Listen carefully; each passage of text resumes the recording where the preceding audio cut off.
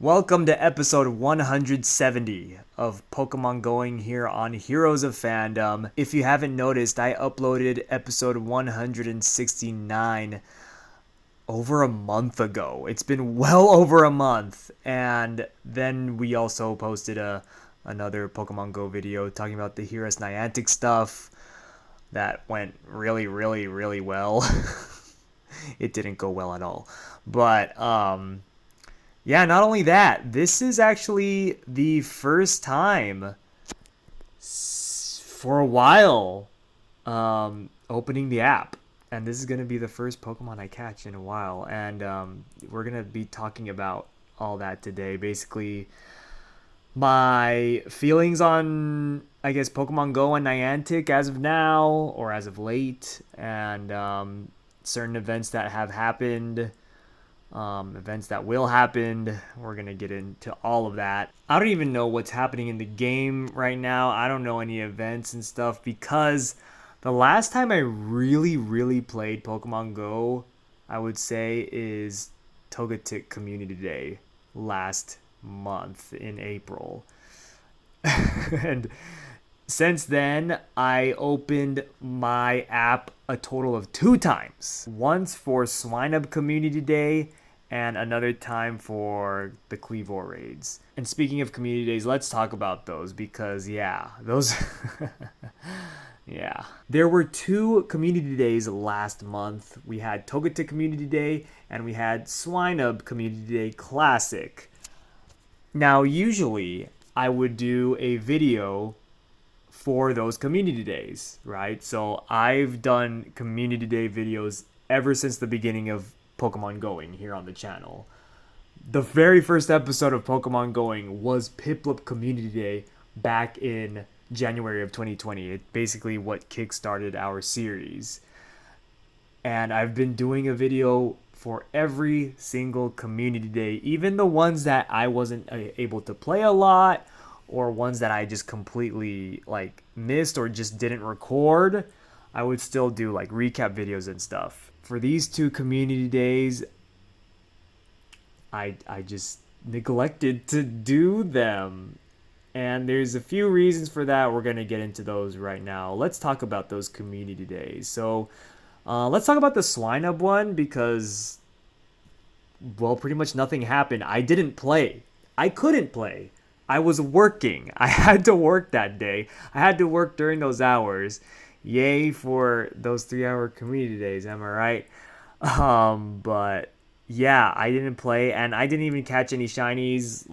I had the app open for a minute maybe to evolve this Mamoswine, my 98, to get the exclusive move. And that was it. There were no spawns around me where I was at, where, my workplace at, on that day was. There was just nothing. There's nothing there. There aren't really any stops. So it's pretty much, honestly, it's not really a rural area, but in Pokemon Go, it's pretty much a rural area. So it's unfortunate. I mean, of course, I still had to work anyways, so not that it would matter. But yeah, this is pretty much all I got from that. I had these shinies already, so yeah, nothing special there. I would have liked to get one more shiny to evolve one and have that shiny family, but that's just not gonna happen now, is it? At least not now. Maybe eventually. Now, Togetic Community Day, I played, but I don't know. I wasn't really into it as much as I usually was. Now, it's Slowpoke Community Day, which was the last Pokemon Go video that we did. Now I popped off. Go check that out if you haven't already. I really popped off. I got so many shinies, as you could see here. Super happy with the turnout, but I don't know. For some reason, Togetic, I don't know. I just wasn't really into Togetic as a Pokemon, and I've talked to Gary about this, and a lot of people really want Togepi, right? Togepi. They want shiny Togepi, but of course, Togepi is locked in eggs. It's a baby Pokemon. So, I didn't really care to try to hatch a bunch of eggs to try to get shiny Togepi, especially since I already have one. I had one. I don't even. When did I hatch this? Oh, not that long ago. A couple months ago. So I was like, do I really want to, try to hatch a shiny Togepi? Maybe, So I just wasn't really into it. And then Togetic, I don't know. I just wasn't really into. I don't know. Maybe it's not different enough. It's not exciting enough for me. I don't know. I'm not too sure. But I did film a couple of clips. I think I still have those. If I do have those, they will be playing here. But yeah, other than that, I didn't really film at all. I was also toy hunting at the time too. So, I'm always going to favor toy hunting over Pokemon Go, especially as of late. Because not just a bunch of other reasons, and it's mainly because of Niantic. If you know, you know. Here's Niantic was a big flop, unfortunately. I mean, I predicted that this was going to be an uphill battle because it's, remote raids, like, it was never meant to be a thing. So, I wasn't really hoping that Niantic would say something. I was definitely an advocate for it. We posted it everywhere and stuff, on our community tab, and I believe on Instagram and stuff. Also my personal Twitter and whatnot. But deep down, I kind of knew that it was just going to be a really hard fight for the community because it's just remote raiding wasn't supposed to be a thing, even though it should be. It 1000% should still be like how it was when they first introduced it, or like, how it was before. Not this whole raising the price thing and limiting it to 5 raids a day. It shouldn't be like that for numerous reasons, and I'm sure lots of people have spoken up about it. Lots of people have talked about their reasons and their feelings as to why that remote raids should stay the way that they were. Niantic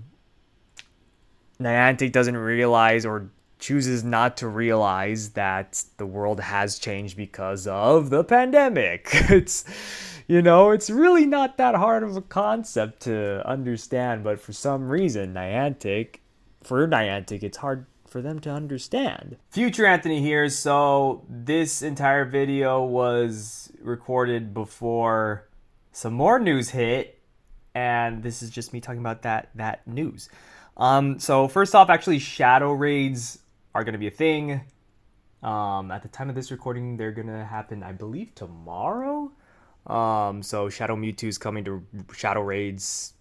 You could get shiny Shadow Mewtwo, whatever, that's cool. However, of course, you cannot use a remote raid pass. So eventually remote raid passes are going to be gone. Like, that's just how it's going to be, I'm sure.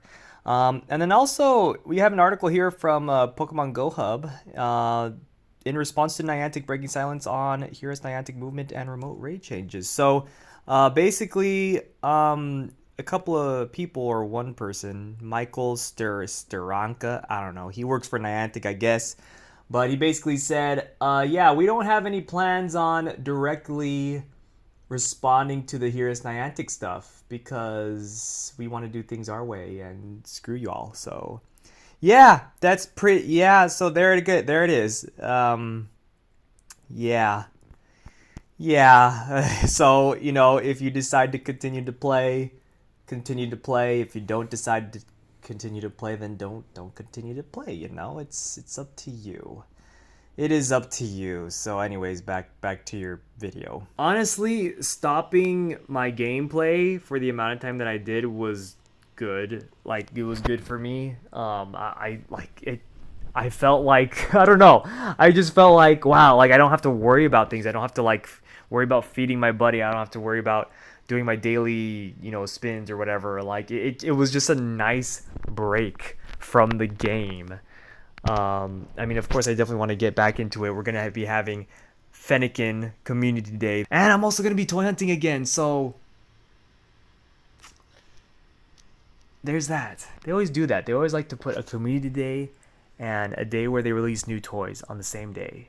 I don't know why, but whatever. Or at least the same weekend. But yeah, I don't know. I just haven't really been motivated to play recently. Like I said, because of Niantic, like, it's not even just like that remote rating stuff, because like rating has been killed for me already. Like I have I just don't go hard on the rating anymore. A lot of other stuff that just builds up, that's like, Niantic, you guys are like, what are y'all doing? Like, okay, we gotta look at some stuff actually. Like this, for example. This was an actual tweet from Niantic. They deleted the tweet, rightfully so. They shouldn't have tweeted this out in the first place, but the reviews for Going Outside are in 95%, 100%. It's like that Rotten Tomatoes kind of thing. Like, Rotten Tomatoes, they rate movies and stuff. It's supposed to be a joke like that. Hashtag Niantic Labs. Hashtag Get Outside. Like, that absolutely, that ableist mentality is absolutely insane. Wow. They just do not care. Whoever tweeted this out, wow. That's insane. I don't know what the heck they're doing over there. Like, for real. Like, they don't care at all. They hear us. They hear us plenty. And we know that they hear us because they respond to other things. For example, like the whole financial thing that was talked about. At the beginning of the month, there were so many reports talking about how Niantic lost a lot of money in the month of April after the whole remote raid fiasco. Lots of sources were saying that Niantic's monthly revenue was at its lowest point since, like, I believe like February, was it 2018 or something like that. But guess what? Niantic decides to respond to that and say, no, that's not true. That's misinformation. They totally denied it and said that they don't pay attention to monthly revenue, which I call cap on, absolute cap. Because, like, what business doesn't pay attention to monthly revenue?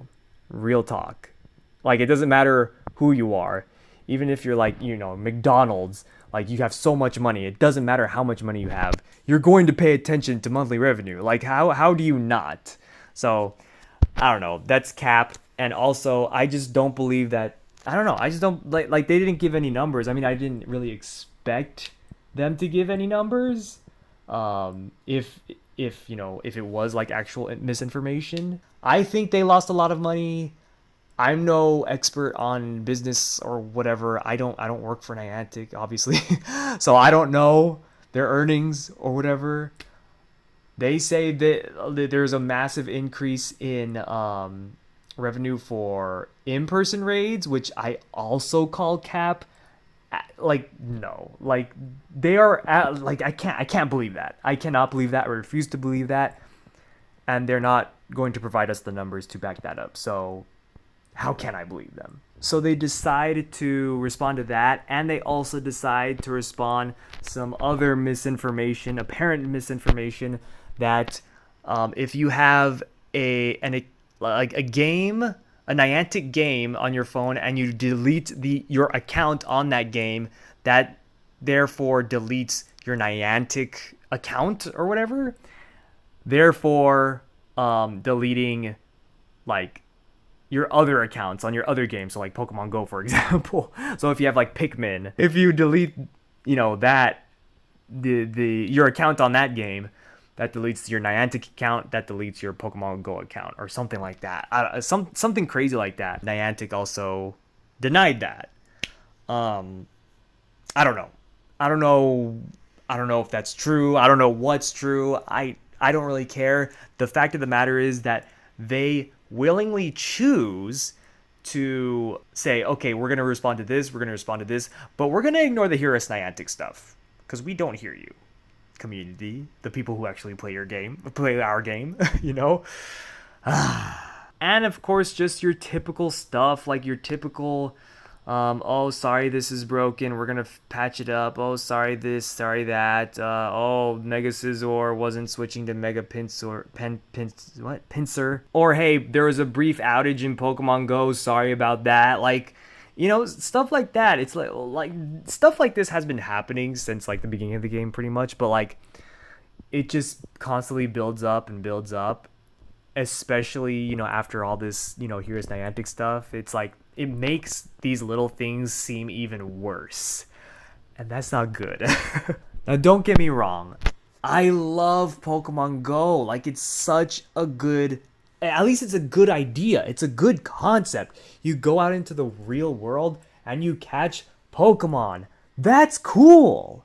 That is a cool concept, and there's no other game like it. Well, Niantic's trying to make other games like it, but whatever. Nothing else is gonna really catch on like Pokemon Go. It's such a shame that Niantic has to like make it not fun, make it anti-fun. Like I said, they need to understand that the world has changed, especially after the pandemic. There's a global community now. It's not just local communities. And I can't forget about Silph Road. Oh my gosh. So Silph Road recently tweeted out that they are going to be stopping operations, which is crazy because they're huge. They're huge in Pokemon Go. Like, any kind of information that you need to know about like battling and stuff, like catch rates or whatever, they were the people to go to. And they were sponsored actually by Niantic, but recently Niantic decided to drop their sponsorship with them, causing the Silph Road to cease operations. And that sucks. But honestly, it's not surprising, because it definitely seems like Niantic wants to be even less transparent than they already have been. For example, catch base rate, base catch rate, whatever you want to call it. You can't find it in the game master file. Can't find it anywhere. It is nowhere to be found. They blocked it. Niantic blocked it so that Pokemoners or whoever can't find that information. And while, some people don't really think it's important information, it's kind of important, especially when dealing with a company like Niantic that likes to make a lot of mistakes. We have Fennekin Community Day coming up. And if they do not, make that base catch rate easier so that we can catch more Fennekin during the Community Day hours like they usually should for these starter Pokemon Community Days, how are we going to know? We're not going to know if they mess up.